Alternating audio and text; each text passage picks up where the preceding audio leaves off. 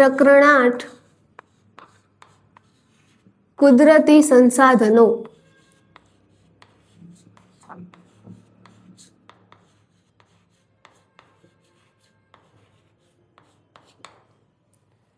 તો કુદરતી સંસાધનો એટલે શું એ પહેલા આપણને ખબર હોવી જોઈએ કે સંસાધન કોને કહેવાય। તો સંસાધન એ વસ્તુ છે કે જે માનવી જે છે એનો ઉપયોગ કરતો હોય, માનવી એના ઉપર આશ્રિત કે આધારિત હોય અને જેના દ્વારા માનવીની અમુક જરૂરિયાતો પૂર્ણ થતી હોય એને કહેવાય છે સંસાધન। આવા સંસાધનમાં આપણે જાણવાનું છે કે કુદરતી સંસાધન કોને કહેવાય છે અને કુદરતી સંસાધનમાં જ જે છે આ આખા પ્રકરણમાં બે પ્રકારે ભાગ પડી જશે। એક તો પડશે સંસાધન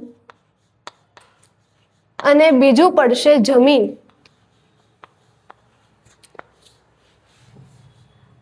આજ આપણે જમીન વિશે થોડી માહિતી મેળવીએ કે જમીનનું નિર્માણ કઈ રીતે થાય છે, જમીન પર આબોહવાની કઈ કઈ રીતે અસર પડે છે અને જમીન જો આપણને બોર્ડમાં પૂછાય તો આપણે એને કઈ રીતે સરળ રીતે લખી શકીએ એ આપણે આજે જાણવાનો પ્રયત્ન કરશું।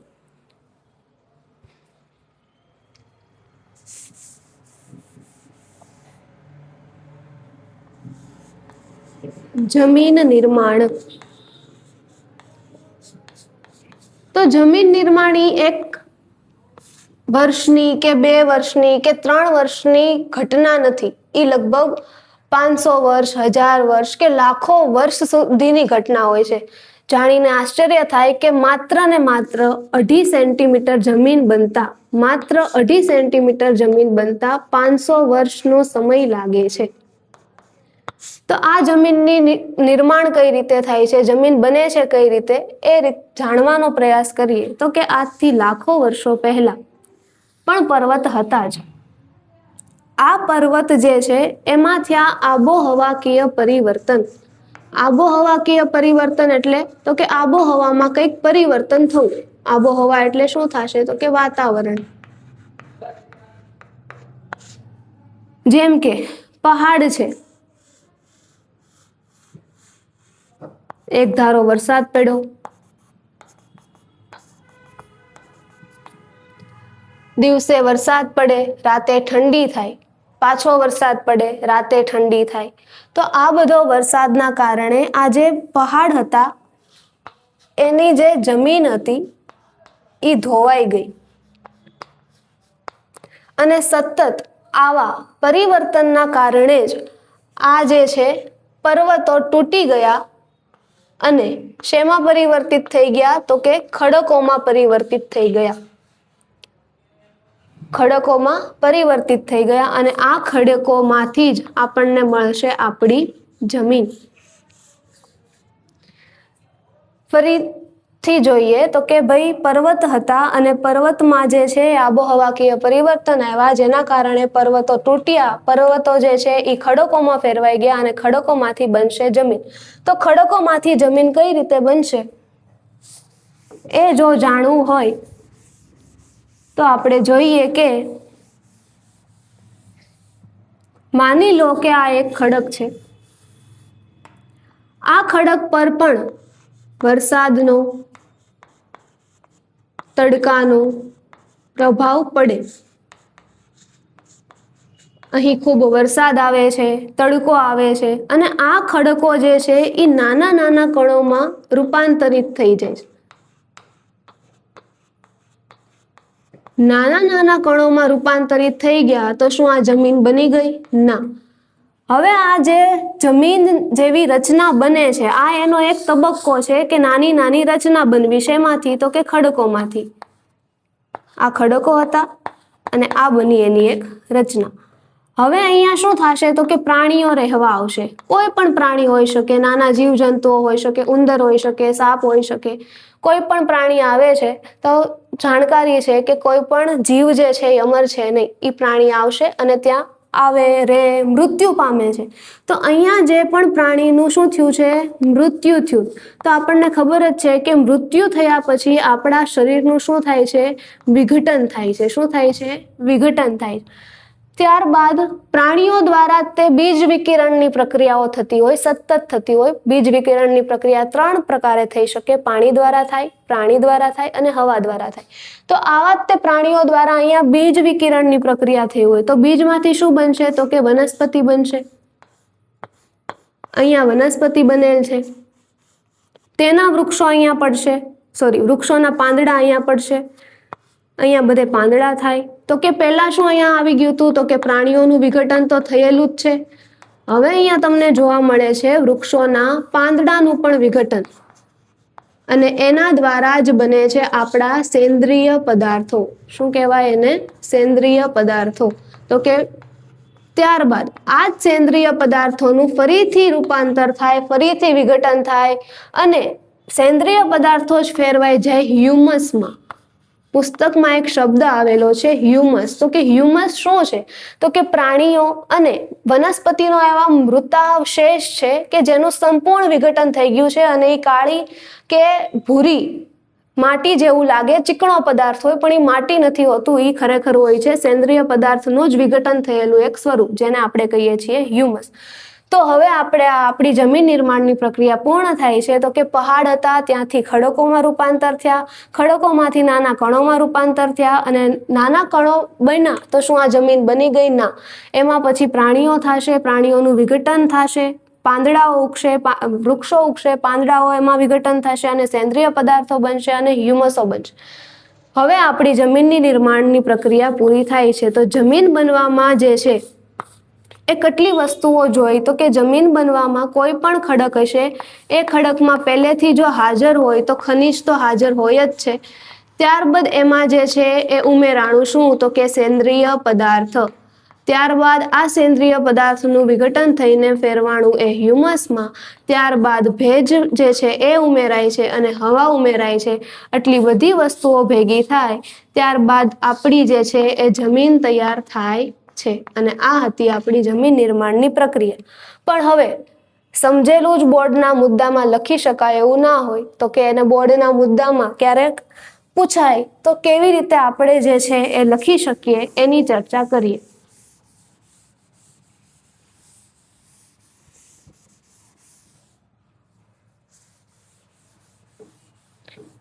એ પહેલા આપણે એક વસ્તુ હજી જાણીએ કે આખી પૃથ્વીને જો આપણે આવી રીતે કન્સિડર કરીએ છીએ તો ઉપરથી નીચે તરફ જતા આ રીતે પૃથ્વીનો એક કટકો લઈએ અને એ કટકાને અહીંયા ઝૂમ કરીએ અને એ કટકો આવી રીતે આપણને દેખાય. તો આવી રીતે જે છે એ પૃથ્વીને ઉપરથી એના મધ્ય કેન્દ્ર સુધી જે છે એ 3 ભાગમાં વહેંચી શકાય. આ ભાગને કહેવાય મૃદાવરણ, આ ભાગને કહેવાય મિશ્રાવરણ અને આ ભાગને કહેવાય ભૂગર્ભ. તો પહેલો મુદ્દો જ આપણે લખી શકીએ કે ભૂસપાટીનો ઉપલો ભાગ જેના પર વનસ્પતિ ઉગે છે તેને જમીન કહે છે.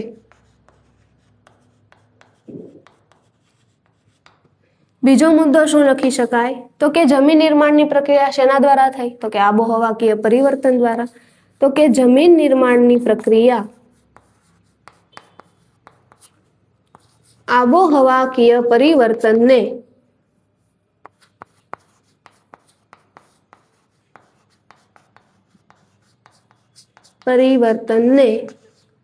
આભારી છે. ત્રીજું જોઈએ તો કે જમીન નિર્માણની પ્રક્રિયા બની શેમાંથી? તો કે ખડકોમાંથી.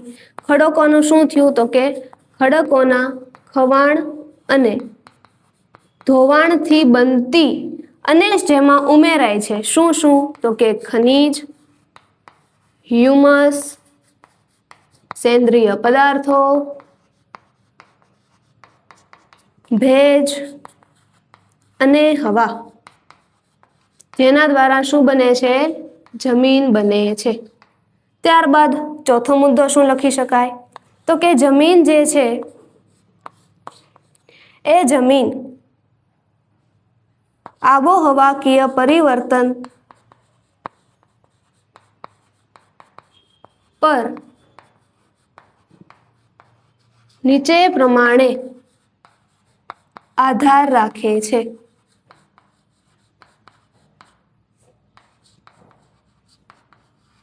આ ઉપરાંત તમે લખી શકો નીચે અહીંયા જે છે એ મુદ્દો હજી સમજવો પડે એમ છે કે આ શું કહેવા માંગે છે. છેલ્લે તમને એક પેરેગ્રાફમાં આમનામ સમજાવી દીધેલું છે, એક પણ ઉદાહરણ આપ્યા વિના. તો આ ઉદાહરણ દ્વારા સમજીએ એ પહેલા તમે આ મુદ્દામાં શું લખી શકો તો કે જમીન જે છે એ જૈવિક પદાર્થો અને સેન્દ્રિય પદાર્થોનું મિશ્રણ છે. ત્યારબાદ તમે લખી શકો કે જે આપણે ઓલા ખડક જોયા હતા ને એ ખડકને કહેવાય માતૃ ખડક. શું કહેવાય?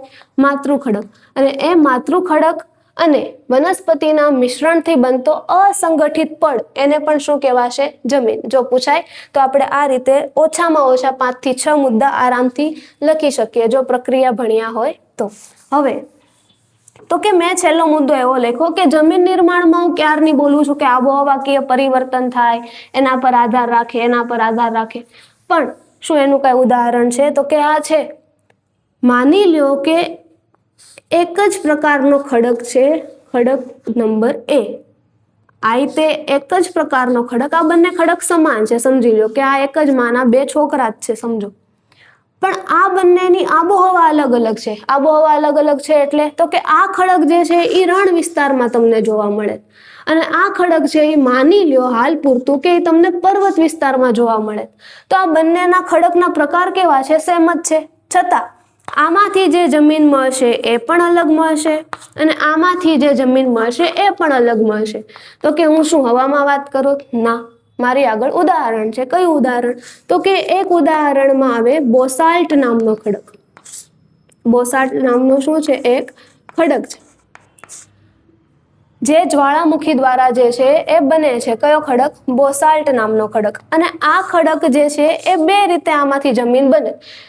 જાણીને આશ્ચર્ય થશે કે બોસાલ્ટ નામના એક જ ખડકમાંથી લેટેરાઇટ જમીન પણ મળે છે અને કાળી જમીન પણ મળે. જો બોસાલ્ટ નામના ખડક પર વધુ વરસાદ પડે તો શું થશે? આમાંથી જે જમીન બનશે એ લેટેરાઇટ બનશે અને આમાં બોસાલ્ટ નામના ખડક પર જો ઓછો વરસાદ પડે છે તો આમાંથી જે જમીન બનશે એ કાળી જમીન બનશે. હવે માની લ્યો કે એક જ પ્રકારનો ખડક છે અને જે આપણે ભણ્યા કે ભાઈ રણ પ્રકારમાં છે અને પર્વતીય વિસ્તારમાં જોવા મળે તો જમીન કેવી મળતી હતી? તો કે સમાન જોવા મળે. તો કે ના, અલગ અલગ જોવા મળે. એક જ ખડક છે બોસાલ્ટ, વધુ વરસાદ મળે તો લેટેરાઇટ બને, ઓછો વરસાદ મળે તો કેવો? કાળી જમીન આપણને મળે. તો કે હવે એક જ આબોહવામાં અલગ અલગ પ્રકારના ખડક રાખો. આ બંને ભાઈઓ નથી. હવે આની માતા કોક બીજું છે, આની માતા કોક બીજું છે, પણ એને આબોહવા કેવી મળે? સમાન. તેની આબોહવા કેવી છે? સમાન છે. તો જાણીને ફરીથી આશ્ચર્ય થશે કે આ ભલે અલગ અલગ છે, ખડકના પ્રકાર ભલે અલગ અલગ હોય, પણ આમાંથી જમીન કેવી મળશે? સમાન જ મળશે. તો કે જમીન જે છે હંમેશા એના ખડકના પ્રકાર પર નહીં પરંતુ જમીન જે છે એ એની આબોહવા પર આધાર રાખે છે. તો કે જેમ આપણું આ નામ પાડેલું છે, કોકે ને કોકે આપણા દરેકના નામ છે, આપણી ઓળખ છે દરેકની, તો કે એવી રીતે જમીનના પણ નામ પાડેલા છે. કોણે પાડેલા છે એ જોઈએ. એક પરિષદ છે, ભારતીય કૃષિ સંશોધન પરિષદ, જેને ઇંગ્લિશમાં કહેવાય છે Indian council of agriculture research. જમીનના પ્રકાર કે નામ કોણે પાડેલા છે?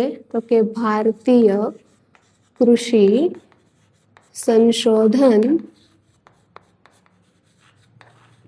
પરિષદ, જેને આપણને કીધેલું છે ટેક્સ્ટબુકમાં ICAR. I એટલે શું થશે? ઇન્ડિયન, C એટલે કાઉન્સિલ ઓફ, A એટલે એગ્રીકલ્ચર અને R એટલે રિસર્ચ. તો કે આણે જમીનના કેટલા પ્રકાર પાડેલા છે? 8 પ્રકાર કે 8 નામ આપેલા છે એમ સમજો. તો કે આ 8 નામને યાદ પણ રાખવાના. તો એની એક ટ્રીક બનાવેલી છે કઈ રીતે આપણે સરળતાથી એક પણ જમીનને ભૂલ્યા વગર, કારણ કે પૂછાઈ શકે કે જમીન નિર્માણની પ્રક્રિયા સમજાવી, જમીનના પ્રકારના નામ સમજાવો, તો આપણે 8 પ્રકારના જમીનના નામ આપવા છે. તો ટ્રીક છે, કાકા રાતે લેટ ફરવા ગયા. કાકા હતા એ રાતે લેટ ફરવા ગયા. ક્યાં ક્યાં ફરવા ગયા? તો કે 4 જગ્યાએ ફરવા ગયા અને 3 જગ્યાએ ફરવા ગયા અને 1 જગ્યાએ ફસાઈ ગયા. રણમાં ફરવા ગયા, પર્વતમાં ફરવા ગયા, જંગલમાં ફરવા ગયા અને દલદલમાં ફસાઈ ગયા.